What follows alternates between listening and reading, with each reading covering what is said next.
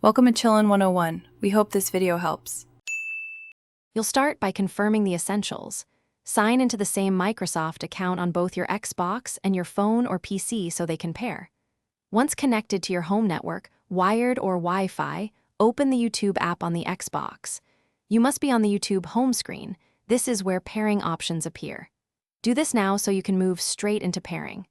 This step prevents account mismatches and speeds the process because the app needs an active, signed-in session to accept a device link.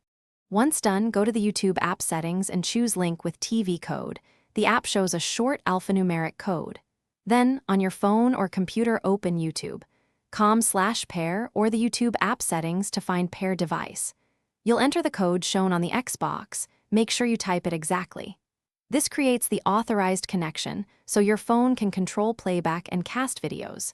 If the code expires, simply request a new one and re-enter it to complete. After pairing, play any video on your phone and tap the cast icon, then choose your Xbox.